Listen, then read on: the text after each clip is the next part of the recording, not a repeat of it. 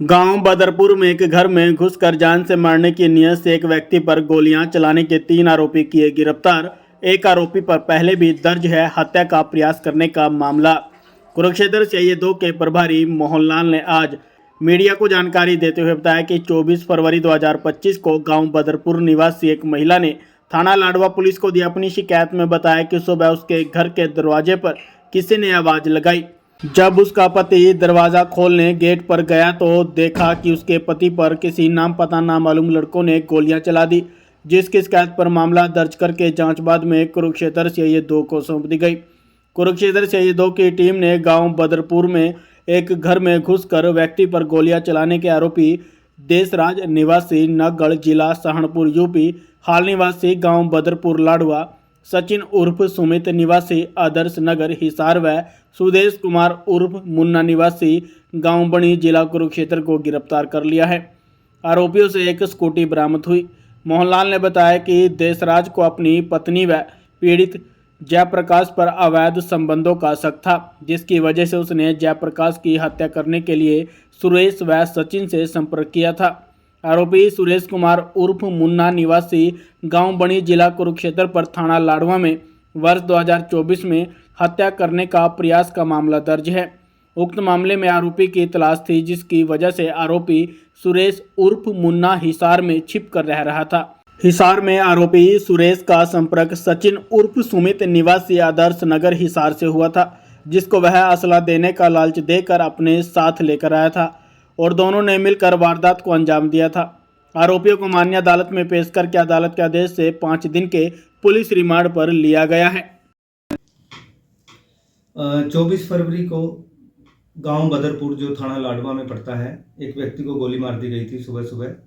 और सूचना पाकर जब हम मौका पे पहुंचे तो आसपास लोगों ने और उसकी जयप्रकाश जिसको गोली लगी थी, इसकी पत्नी ने बताया कि सुबह करीब 6:30 बजे 2 नौजवान लड़कों ने गेट खड़काया और उन्होंने कहा कि जयप्रकाश से मिलना है। जैसे ही जयप्रकाश ने गेट खोला तो उन लड़कों ने उसको गोली मार दी, जो उसकी जयप्रकाश की छाती में लगी और उसको इलाज के लिए बाद में हॉस्पिटल में भर्ती करवा दिया था, जो आज भी उसका इलाज चल रहा है अस्पताल में।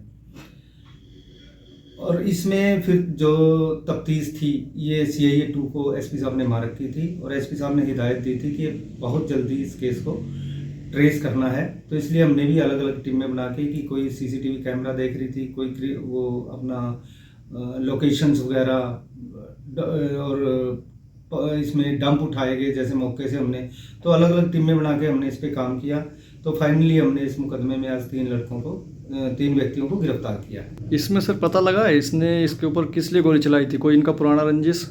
इसमें जो एक मुलजिम हमने गिरफ्तार किया, ये बदरपुर गांव का है देशराज। देशराज जो है ये नागल गुज्जर यूपी का रहने वाला है, जो गंगोह के पास पड़ता है और जिला सहारनपुर है। देशराज ने बताया कि ये कई साल से अपने ससुराल में ही मकान बना के यहीं रह रहा है और जो इसकी पत्नी है उसके जयप्रकाश के साथ इसको शक था कि इसके साथ इसके अवैध संबंध हैं।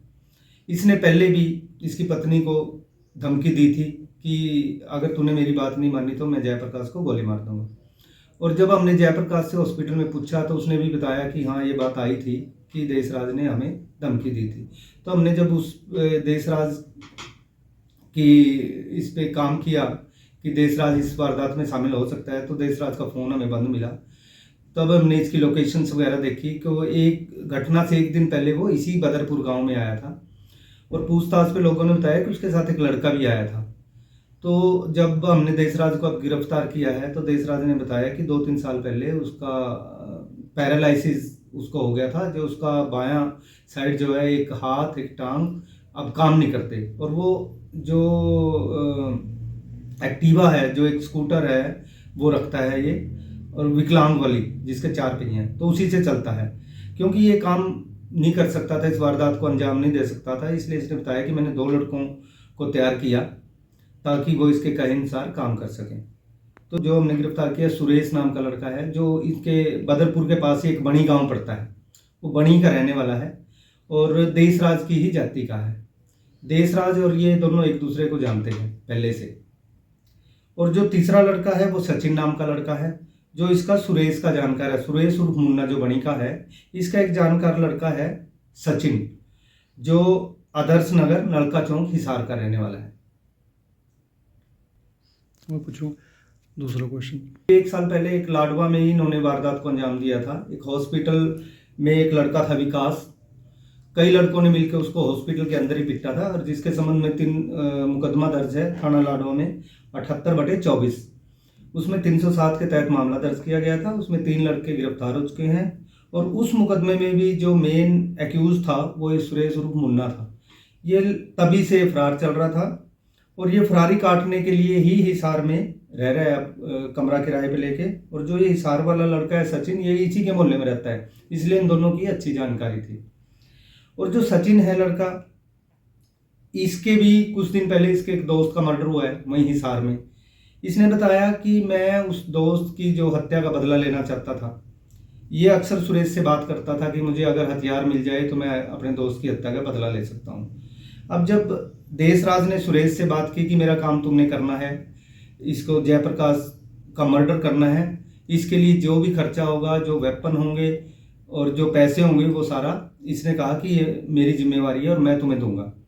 तो इसकी बातों में सुरेश आ गया। सुरेश ने कहा कि ठीक है, मैं आपका काम कर दूंगा, और इस काम के लिए आप जो वेपन हमें दिलवाओगे, दोगे, वो वेपन सचिन रखेगा जो मेरे साथ इस काम को करने आएगा। तो इन तीनों की इसी बात पे सहमति बनी।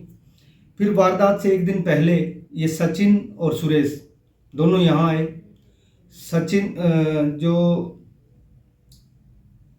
सचिन है वो देशराज के साथ गांव बदरपुर में भी आया, और इसमें देशराज ने उसका जो जयप्रकाश है उसका घर इसको दिखाया और बताया कि किस तरीके से वारदात को अंजाम देना है। तो उसके बाद अगले दिन सुरेश और सचिन सुबह सुबह आए, 5 बजे इस गांव में आ गए। काफ़ी देर उन्होंने इंतजार करी कि जयप्रकाश घर से बाहर निकले। जब वो घर से बाहर नहीं निकला और इनको लगा कि अब तो सुबह होगी, लोग उठने शुरू हो गए, तो इन्होंने जाके उनका घर का गेट खड़काया, और जैसे उसने गेट खोला तो उसको गोली मार दी। और जो ये इन्होंने बताया कि वेपन लेने भी ये इसके देशराज के साथ यूपी गए थे। जो पैसे दिए वो सब वेपन के लिए भी देशराज ने दिए, और जब यहाँ ठहराने का जो बंदोबस्त किया वो भी। और जिस दिन इन्होंने वारदात को अंजाम दिया उस दिन भी देशराज ने इनको ATM से पैसे निकलवा कर दिए। अब आज हमने इन तीनों को कोर्ट में पेश किया है। 5 दिन का पुलिस रिमांड इनका लिया है। रिमांड के दौरान इनसे जो हथियार इन्होंने वारदात में प्रयोग किए हैं, क्योंकि दोनों लड़कों के पास एक एक हथियार था। जो सुरेश है उसके पास 12 बोर का वेपन था, और जो सचिन है उसके पास 315 बोर का वेपन था।